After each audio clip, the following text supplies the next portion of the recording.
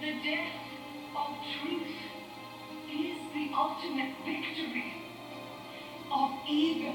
When truth leaves us, when we let it slip away, we become vulnerable to the appetite of whatever monster screams the loudest. I don't care if you have to cut power to the whole chamber. Get her off the air! No! What happened yesterday on Rome was unprovoked genocide. Yes, Come on! genocide. And that truth has been exiled from this chamber. And the monster screaming the loudest, the monster he helped create, the monster who will cover us all soon enough, is Emperor Palpatine. I love you so much, Mom. We know it's not gonna be enough to change the course of things and all, but I love you so much. You're so fucking brave. Doing that, making that speech in front of everyone.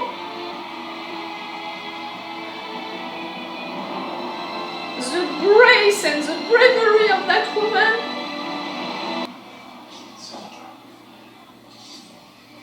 I can't speak right now.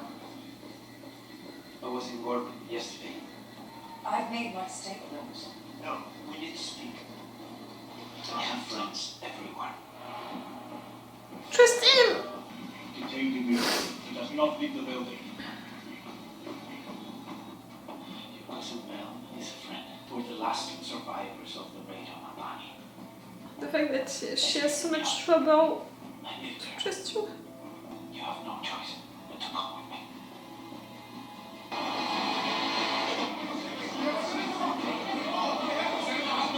Excuse us. The senator has a very important... No. Down, everyone! Back off! This is an ISB authorized arrest. Call your supervisor now. See, Mon understand with your enemy, with your help.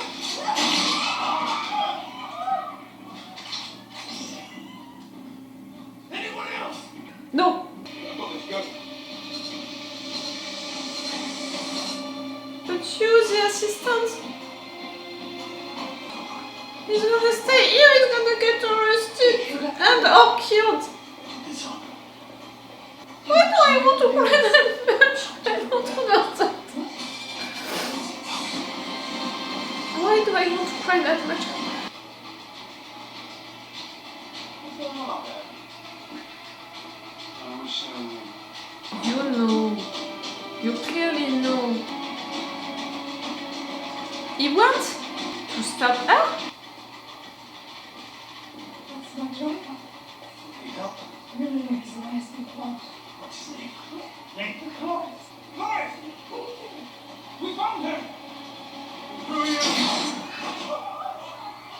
Hey, look at me! No choice. Trust. Trust, man. Trust. I hate that because maybe he could have switched, you know, maybe he was searching a way to help her, maybe he was unarmed right there. Maybe not, and did he have the time, Cassian, to check that? And he was an ISB agent and since a long time giving information, keeping eyes on her and all. It's your assistant? I'm glad that you're okay. You're right.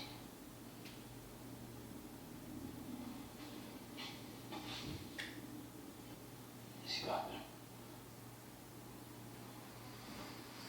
The speech she made, man, also was amazing. Can someone thank her for that, you know, congratulate her for that? Made it out. She can save the day. Oh man! He needs a real doctor. Claire. Well, I didn't understand that Herman was fictional that. He's safe. He knows you made it back here. You need to leave right away. She may need a few minutes to catch her breath. She's not going with you. They want us to make a speech. They want to come in here with a yell of an escort. They want to rewrite the story. What does Luthen want? He wants one more with the Doctor. I'm not sure how to thank you. Make it worth it. Continue your fight, man. Your man! Careful. 1, 2. Back. Yes, I recognize you from the beginning when you dissipate. He's young. We are not going to lock this in, any of this. That's the plan. Gold Squadron will deliver the Senate to the yard. She's making a speech. We need it broadcast as far as possible. It's the result that matters. There's a dead KX unit locked up inside. KX droid. I think we got all the pieces. Mm. I'm done, Mix. No. Have your tea. I'm serious. I'm done. I'm not doing it anymore. And I've done a lot. And I want this right here. And this, it's what if it can't last because of what is happening outside. Find some place quiet. It's an illusion. We have what we need.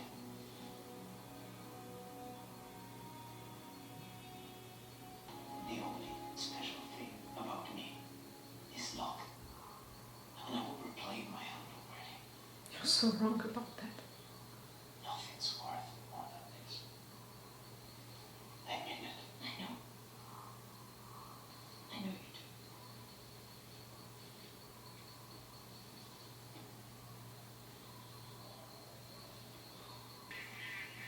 do. Biggs, you want him to continue to fight. What are you gonna tell him? That you're pregnant, maybe? Vince. She left? My love. You're sleeping now. You look so peaceful. I have to go away. I'm not sure where or for how long. I just know that I can't stay here with you now. I believe what you said. It is a choice. It just can't be me. I can't be the reason you leave here. If you ever give this up for me, I'd never forgive myself. We have to win. We have to beat them. She's leaving you, so you're not gonna leave that for her. So I'm choosing for the both of us. I'm choosing the rebellion. It's her choice, Cassian. You have to respect her choice. I said that episodes ago about the fact that you're not letting her choose. The outcome! The transport! Where are they? Everything you say we wanted this morning! I'm so sorry, Cassian. But it's her choice. Over. And we've won. We can do all the things we ever want. It's her choice to be into the rebellion, to continue to fight. I'll find you. And also her choice to force you a little to continue. When he wanted the contrary, to stop and to force her to stop. Captain Andor! They were looking for you! Captain Andor. Again, ready to power up the droid you brought in! The KX unit? 3, 2, 1.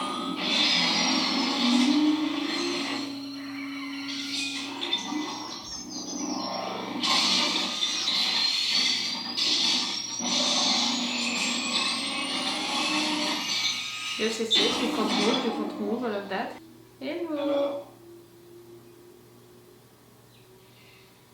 If I've offended you, I apologize. If not, I'd appreciate you pointing that elsewhere.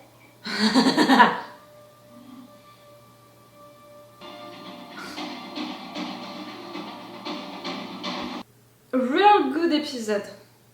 Really good episode. I love the fact that we're spending the majority of this episode on the political aspect. Because if we have Mon character during this show since season 1, it's for that, you know, to talk also about that. And I had the impression that during almost all of this season 2 so far, we were using her a little for a few scenes right there, but it was really not enough in my opinion, and it was not showing enough the progression, you know, how the Senate was evolving as well. So I'm glad that this episode is almost entirely a political episode, and yes, for the show, for the message of the show, for what the show is talking about, also for the chronology of the events, we needed to have a political episode, a political event, an incident, you know, right there. So that's pretty cool. And the fact that it's happening after the Gorman genocide, let's call it like that now, it's good, you know, for how the show is written, it's really good. Mon, who was our driver working for the ISB, was to doubt, you know, of a friend who wants to help her, sending, you know, a team to help her. She's doubting of him, but she understands that no, he's truly on her side because he wants for her to make that speech, so there is no reason behind for him to betray her for that. But clearly his team was not good, and even us, we had doubts about it. Like, really, this episode, it made me feel like Mon, doubting of everyone, not knowing who I could trust, if I could trust his friend, if I could trust our friend on that team of 3, could I trust them or not? Or maybe Luthen was too paranoid, and in fact, okay, this girl, she's with them, but not the boy, because she killed him, but what about the other boy? Like, the intensity of this episode is working as well because we are like Mon.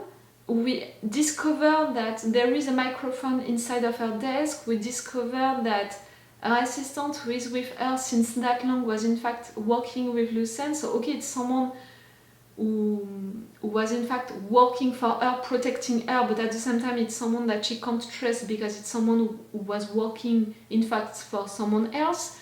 So she feels betrayed by him. She's going for that speech, which is such a big speech that she knows that it's gonna put her in danger, but she doesn't know how much, what they're gonna do to her. When she's making that speech, is the tension during that moment. You can hear all of these voices being against and for her at the same time.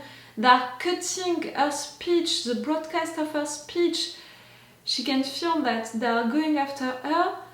Luthen told her, I'm gonna send you one of my guys, you're gonna have to trust him, but she doesn't trust Luthen because Luthen killed her old friend previously because he knew that if the Empire would have their hands on him, it would have been a threat. So she's like, maybe Luthen is considering me like that also, so in fact maybe he's sending someone to help me, but it's in fact someone to kill me because now for Luthen I can be killed without any hesitation. So she doesn't trust Luthen, so because of that she doesn't trust Cassian. Cassian has to tell her everything that he did, everything that he knows for her to maybe trust him. Like really, that moment is so intense because we are Mon during that moment, discovering that she has a lot of traitor around her. She doesn't know who to trust, even her friend, even Luthen, even people who are supposed to help her, you know, the Yavin team, like Cassian. Like, she's so lost, she's so confused and all, and at the same time, she's like that during a moment where she's that ready to make a speech which is gonna change her life forever. Now she's gonna be forced to hide, she's gonna be forced to protect herself for her entire life now. It's that moment of tension. I think that I cried during that moment because of that tension. And you know, when Cassian is killing that girl. Clearly she's revealing, I'm an ISB agent, I'm here to arrest her. So I understand that move. I'm glad that Cassian didn't kill the other guy. I understood that that one was not working with her. But when the driver is coming, Mod is saying he's an ISB agent, but during that moment, that guy is not threatening them. You don't know if he has a gun. We saw him listening to the speech, so we don't know if he's coming to help her because maybe he switched his mind or to arrest her truly. So during that moment, to have Cassian killing the driver, I totally understand the move, but there is a part of my heart which is like, that's not okay, that's not good, I'm divided about it because we don't know what was truly happening during that moment. That's truly awful, but Cassian, the fact that he managed to do all of that, it's amazing.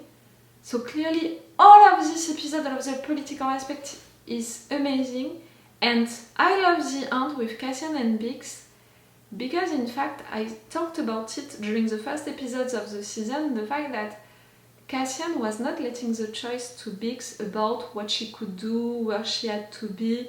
He was deciding everything for her. That was wrong, you know, and even how she felt, what she wanted to do and all of that, he was turning everything about him. Even Luthen visiting her, he was like, he's doing that for me, you know, to touch me. Not everything is about you, Cassian, you know, at the end of the day. And I had the impression that right there, and in fact in the beginning, Cassian was never letting her the choice. Cassian was always making the choice, forcing her to follow him. Right there, she made her choice. Because since the beginning, in fact, she wants to be part of the rebellion. So she made that choice, that decision. And in a way, this time, when before, you know, he was forcing her to follow him, right there, she's forcing him to follow her move by staying with the rebellion. I love that. I love that she's taking her own decision. I love that for once it's the contrary, she's forcing him to follow her with that. And for sure I love it even more because it means that she's pushing Cassian to stay into the rebellion because she knows how important Cassian can be for the rebellion, the leader that he can become. So she's doing that for him, she's doing that for the rebellion. She's doing that also because I think that she thinks that Cassian wanted to live for her and she doesn't want that. Into his heart, she thinks that into his heart Cassian wanted to stay, to continue to fight and all of that, and that's why he was accepting mission after mission in fact.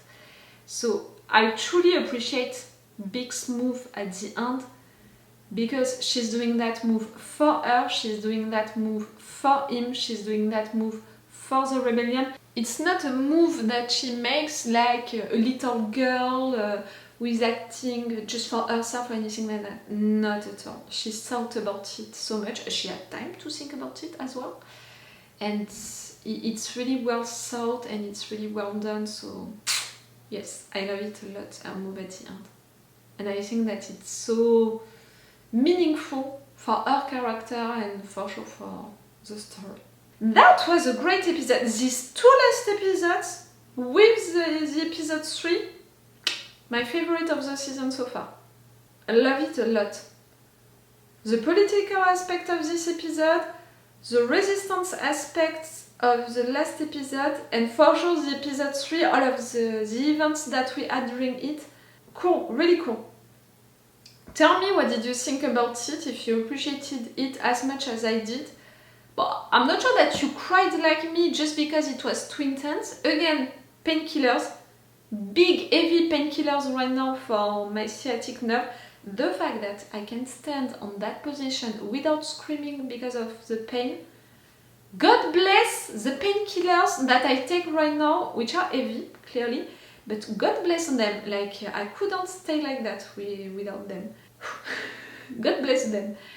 So yes, still maybe because of the painkillers which are a little playing with my mind, maybe it's because of that well, I'm hypersensitive in general, but maybe because of that I can cry in just 1 second even more than usually. I did that without screaming. I did that. It hurts. But the fact that I can do that without any hurt and without screaming, a fucking miracle. No, Laura, you're forcing too much. Oh, like I want. But that it's normal. It's more that side which is bad. Right there, and after that I have pain. But right there, miracle. Okay. No, not okay. Okay. I make tests, each time. Okay. It's all for you and for me for today. Tell me, what did you think about these 2 last episodes? If you loved them as much as I did, I'm interested by your opinion about it. It's all for you and for me for today, so it's all for me for now. So bye for now. Bye. Wait a minute, Doc. Are you telling me that you built a time machine? Great.